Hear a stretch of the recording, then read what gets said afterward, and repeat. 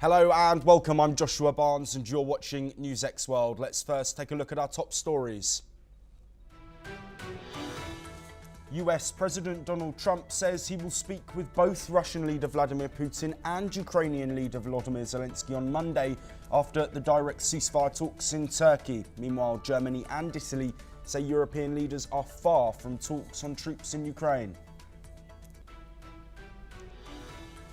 Israeli airstrikes have reportedly killed at least 24 people in southern Gaza, according to local authorities. Hamas has proposed releasing 9 hostages in exchange for a 60-day truce and also in exchange for Palestinian prisoners and the entry of 400 aid trucks.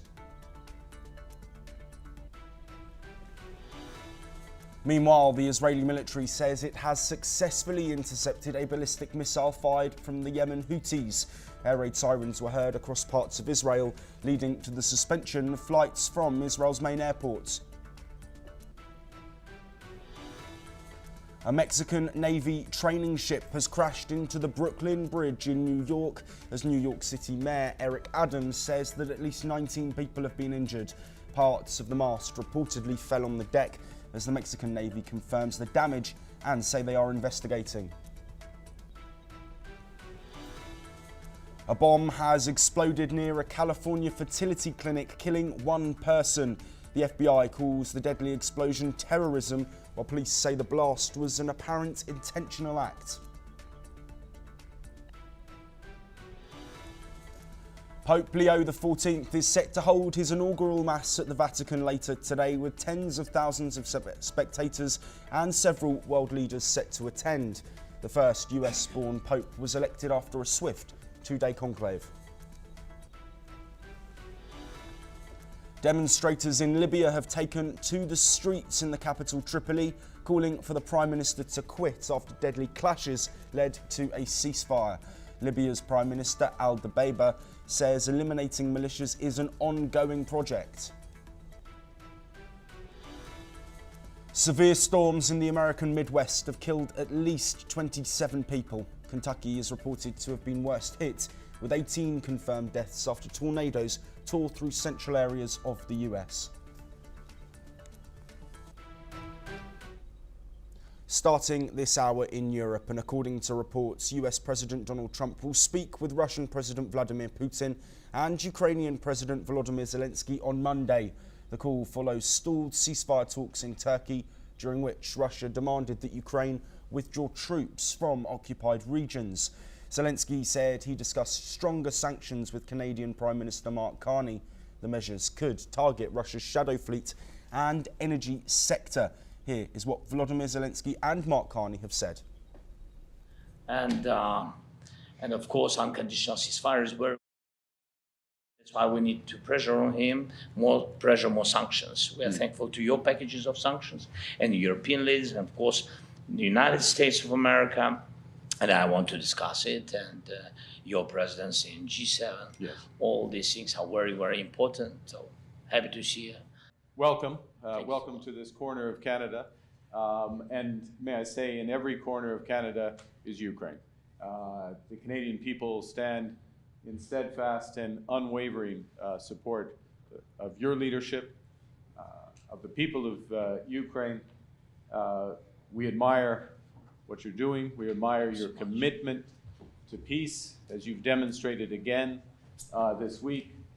And we underscore that there can be no peace without the full support and participation of Ukraine, and that you have our. Meanwhile, Germany and Italy say Europe is still far from deploying troops in Ukraine. Their focus remains on securing a ceasefire. This comes as German Chancellor Friedrich Merz, speaking in Rome, vowed that the EU will increase pressure on Moscow. He called Russia's refusal to agree to a ceasefire deeply disappointing. Let's listen in. Die gestrigen Gespräche in Istanbul sind hinter unseren Erwartungen zurückgeblieben, trotz einer maximal konstruktiven Haltung der ukrainischen Verhandlungsführung. Immerhin, die Delegationen konnten einen Gefangenenaustausch verabreden, aber Russland hat sich der Forderung nach einem umfassenden und bedingungslosen Waffenstillstand bisher verweigert. Präsident Putin selbst war nicht bereit, in die Türkei zu kommen. Seine Truppen setzen auch heute die Angriffe mit unverminderter Härte. Meanwhile, US Secretary of State Marco Rubio has spoken to Russian Foreign Minister Sergei Lavrov, where he emphasised Trump's call for an immediate ceasefire. Rubio repeated that position in interviews, saying Washington supports any step towards ending the violence. Rubio also says the US welcomes Vatican's involvement in Ukraine talks and will review progress and next steps. Let's listen in to Marco Rubio. Are you going to be discussing Ukraine today? Yes, and we thank the Holy See for its willingness to be involved in this process. Obviously, there are a number of countries that have offered that as well, but we think it would be, we'll talk about that, the status of the talks, the updates after yesterday, and the path forward.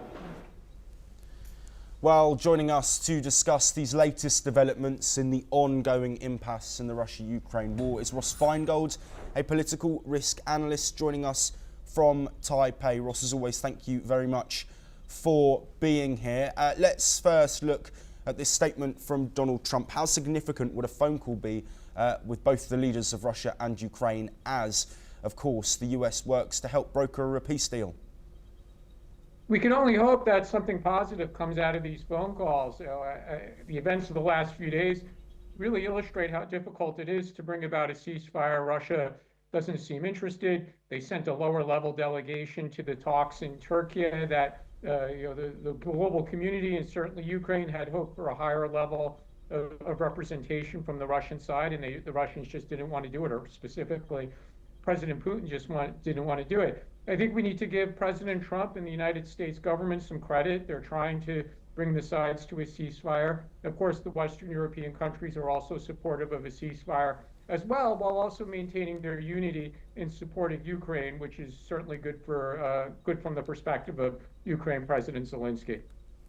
Yes, Ross, we've heard European leaders say that talks around troops being put into Ukraine are not started yet and are some way away from happening. Do you think that this is a move potentially to bring Putin closer to agreeing to a ceasefire? We know peacekeeping troops is a big no-no for him in terms of his wishes for a ceasefire. It's really hard to say. I mean, most notably, we've had this change in leadership in Germany. So some of these talks are really starting over again about what level of commitment to troops on the ground the Western European countries, and specifically the larger military powers like Germany and France, UK, Italy, and then smaller countries like Belgium and the Netherlands that have also been very supportive of Ukraine. It really remains to be seen how unified they are on that point and what level of support in terms of troops as well as supplies, equipment, etc., that they're willing to provide. So it could be that they're just not ready to have that conversation yet. It might not necessarily be part of a strategy with regard to Putin or encouraging Putin to come to talks. It does seem, based on so much discussion or talk about this issue, that at some point the Europeans might be willing to put troops on the ground, but clearly they're not there yet, and they might even be quite far away from reaching a consensus on that. Yes, Ross, as we bring this discussion to a close, I do want to look forward. Of course, we had progress with those first direct talks between Russia and Ukraine for over 3 years, but given that they lasted less than a couple of hours, there is, of course, scepticism amongst Western leaders and other experts as well around the progress that's being made. What do you think comes next? The interesting thing there is to see whether or not the sides will try again. As I mentioned, Ukraine had hopes for a higher level of representation from the Russian side, and the Russians declined to do that. Zelensky was open to meeting directly with President Putin as well, and the Russians declined to do that.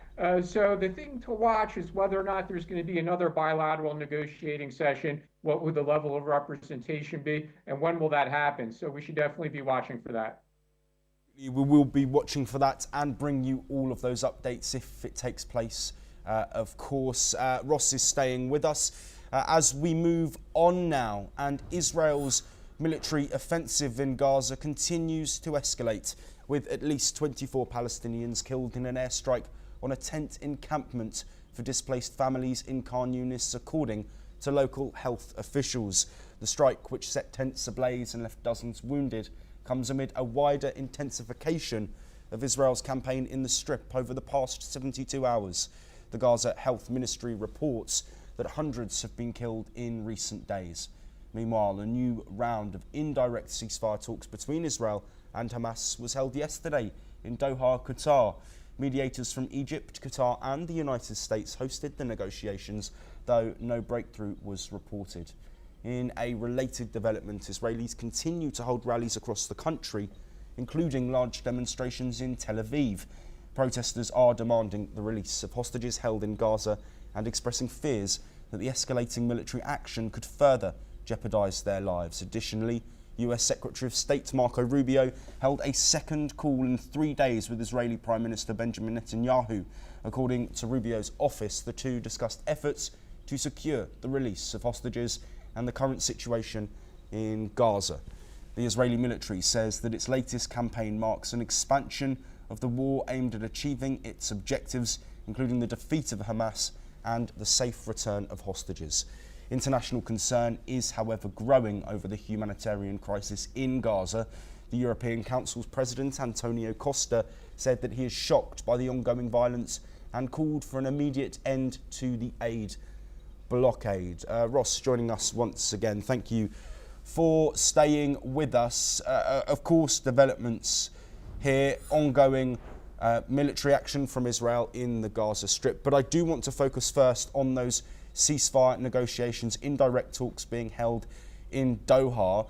We have had some media reports saying that Hamas have proposed releasing 9 hostages that would see a potential 60-day truce, also leading to a prisoner exchange and also 400 aid trucks going into Gaza. How likely do you think it is that that style of deal and that sort of deal with a partial hostage release will be accepted by Israel?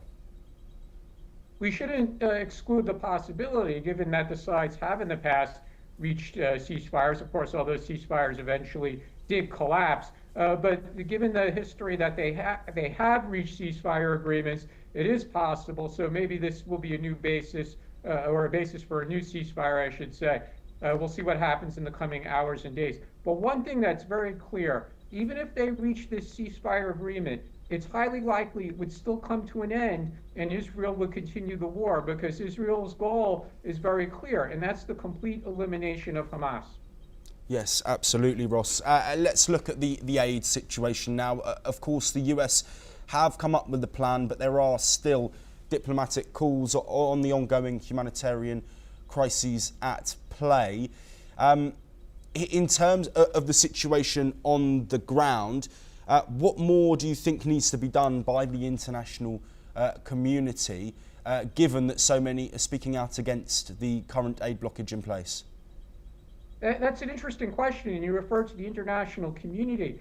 The situation at the moment is the international community is not unanimous in how to bring more aid to civilians in Gaza. We have this proposal from the United States that would allow a private foundation to distribute food with the security provided by private security contractors, but also the participation in some level of the Israeli military. But the UN has rejected that plan. They say it doesn't get aid to all the people who are most in need. It's limited distribution centers, and a lot of starving people won't receive the aid that they need. So clearly there's some differences of opinion on how to get aid to civilians. And also, of course, if aid is going to be distributed, there has to be some buy-in, not just from Israel or the UN, but there needs to be buy-in from Hamas as well. And Hamas needs to stop stealing aid and using it for its own troops and make sure that it gets civilians. So we don't have a consensus opinion at the moment on what to do.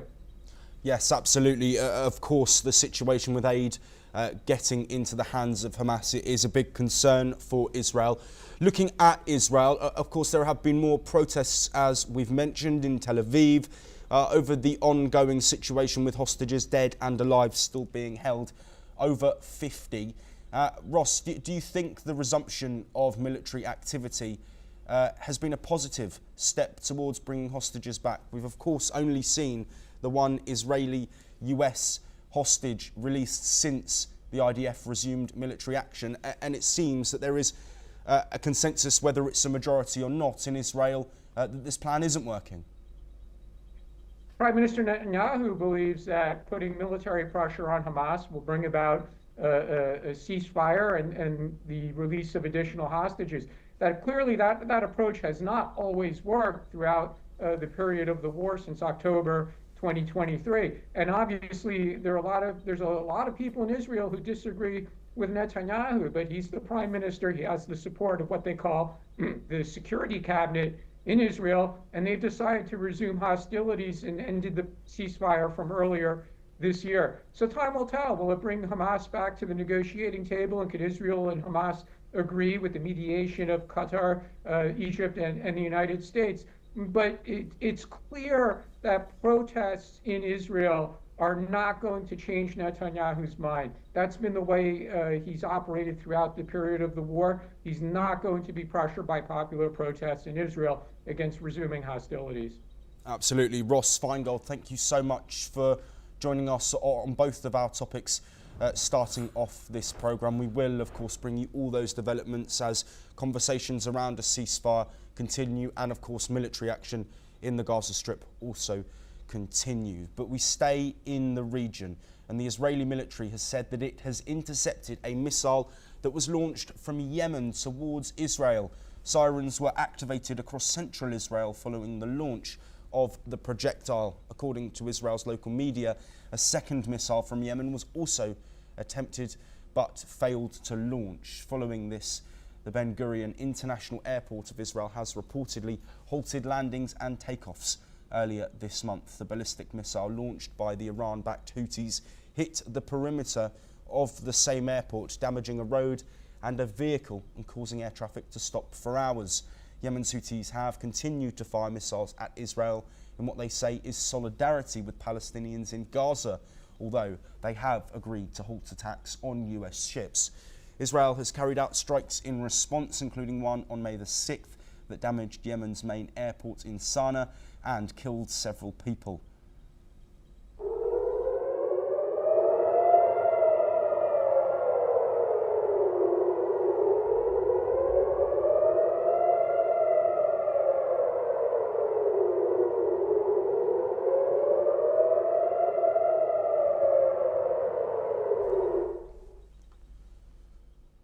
From the Middle East, we now head to North America, and a deadly bomb blast has rocked Palm Springs, California on Saturday morning, killing 1 and injuring 4 people near a fertility clinic. The FBI is calling it an intentional act of terrorism. The explosion hit the parking lots of American reproductive centres, damaging several nearby buildings. Here is how an employee at the fertility clinic described the incident. Down from our break, and we were, assessing our patients, making sure they're okay. When we heard this loud noise, I shook all of our building. Our patients were scared. We actually thought something had hit our building, and then I heard some shattering, and I came outside to check. It was our building next to us. All of the windows shattered. Thankfully, we were okay. Our patients were okay. Akil Davis from the FBI said investigators will determine if the attack was domestic or international terrorism. Palm Springs Police Chief Andy Mills confirmed the blast caused widespread destruction and was likely deliberate. Let's listen in to Akil Davis. This was an intentional act of terrorism. As our investigation will unfold, we will determine if it's an international terrorism or domestic terrorism. Let me be clear. This was probably one of the largest bombing investigations that we've had in Southern California. It's on scale of the Aliso Obeo bombing in Orange County. Well, authorities have identified a person of interest but are not actively searching for a suspect. The identity of the person killed remains unknown. US Attorney General Pam Bondi called the bombing unforgivable, adding that federal agencies are working to uncover the motive. Despite the damage, the clinic said its lab and reproductive materials remain safe. No staff were injured. California's Governor Gavin Newsom has been briefed and pledged full support for the investigation. Moving on now, protests have intensified in Libya's capital Tripoli, with around 500 people taking to the streets for a second day, demanding Prime Minister Abdul Hamid Dabeba's resignation. This comes just days after deadly clashes between armed groups left at least 8 dead. Let's listen in to some of the protesters. نحن الليبيين اللي موجودين هنا في الميدان ندفع ايدينا الى السلم والى انهاء هذه الحكومه، سواء الجسم اللي موجود في الغرب او موجود في الشرق. نحن نسعى الى تكوين جسم موحد هدفه يخدم الشعب الليبي اللي موجود. فهذه الحكومتين يجب عليهم ان تسقط هذه الحكومتين ليرتاح الشعب الليبي، لأن الفساد كثر أكثر يعني ما تتصور، يعني مش معقولة توصل درجة هي والشعب الليبي يقعد يعاني كل عام أحرف من عام. Well, in a televised address, Dbeibas said eliminating militias remains an ongoing project. He warned against corruption and blackmail, saying militias had become too powerful, even controlling banks and abusing civilians. He called on armed groups to align with the state institutions or be sidelined. He also admitted to a shared mistake over the Tripoli violence and urged tribal leaders to support state efforts to end militia rule. Meanwhile, several ministers have resigned in support of the protesters as the city grapples with political uncertainty. Pope Leo XIV, the first ever American Pope, will be formally inaugurated as the 267th Pontiff today during a special Mass in St. Peter's Square, attended by world leaders, royalty and tens of thousands of believers. Crowds are expected to cram the square and surrounding streets in Rome and the Vatican for formal celebration, which starts at 10 a.m. local time and includes the first ride in the white Pope-mobile by Pope Leo. Born in Chicago, the 69-year-old pontiff spent many years as a missionary in Peru and also has Peruvian citizenship, meaning that apart from being the first pope from the United States, he is also the first pope from Peru. The pope was elected on May the 8th after a short conclave of cardinals that lasted around 24 hours. He replaces Pope Francis, who was from Argentina and died on April the 21st after leading the church for 12 years. A host of world leaders and dignitaries are set to attend, including US Vice President J.D. Vance, US Secretary of State Marco Rubio, Ukrainian President Volodymyr Zelensky, and heads of states from various other countries. Many European royals will also be in the VIP seats near the main altar, including Spanish King Felipe and Queen Letizia.